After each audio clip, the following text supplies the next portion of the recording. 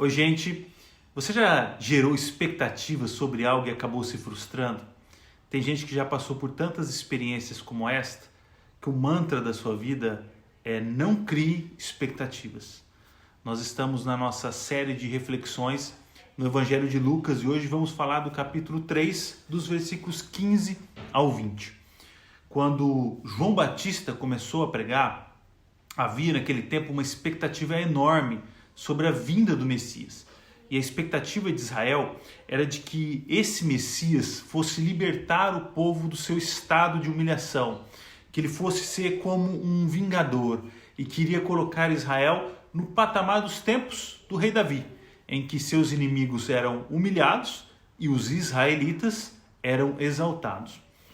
Por outro lado, não sei se vocês sabem, mas alguns utilizavam a demora da vinda do Messias como piada. Existiam até mesmo ditados relacionados a isso. Coisas do tipo, sabe quando isso vai acontecer? Quando o Messias vier, ou seja, nunca. É incrível como podemos criar expectativas que fogem completamente daquilo que Deus nos revela pela sua própria palavra.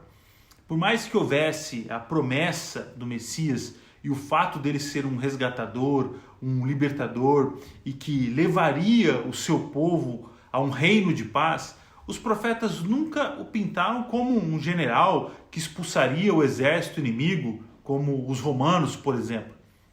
Em Isaías, no capítulo 53, os versículos 2 ao 3, o profeta apresenta o Messias como alguém que não tinha boa aparência nem formosura. Ele escreve que olhamos para ele, mas não havia nenhuma beleza que nos agradasse.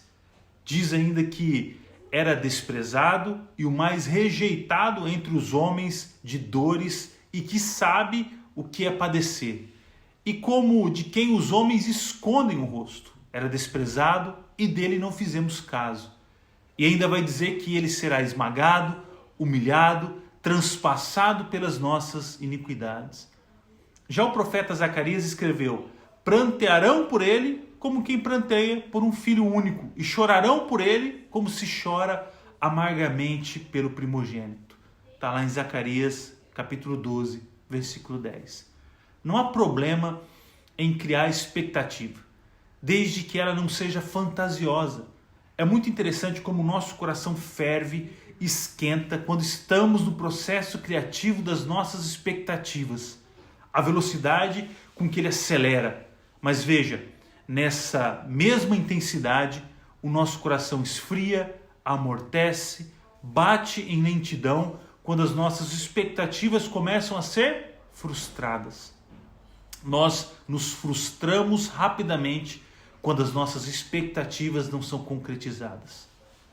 Os mesmos discípulos que entram com Jesus em Jerusalém, quando ele é recebido com a festa e alegria como Messias, uma semana depois vão fugir com medo e deixá-lo sozinho na cruz. Nós não estamos falando de desconhecidos, pessoas que ouviram falar de Jesus. Estamos falando dos amigos íntimos. Se Jesus tivesse se deixado enganar pelas expectativas sobre os seus discípulos, será que ele os procuraria depois de ressuscitar? Ele sabia das limitações de cada um deles. A nossa expectativa precisa estar alinhada ao propósito de Deus e embasada nas Escrituras.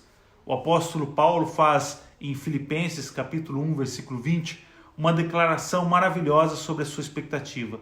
Ele diz: minha ardente expectativa e esperança é que em nada serei envergonhado, mas que com toda a ousadia, como sempre, também agora, Cristo será engrandecido no meu corpo, quer pela vida, quer pela morte.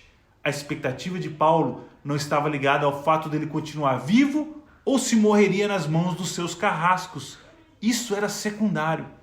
A coisa primordial era que Cristo seria engrandecido independentemente do que ocorresse ao seu corpo. Viver a vida para glorificar a Deus é uma bela expectativa. Coloque as suas expectativas naquele que nunca vai te decepcionar. Que Deus te abençoe.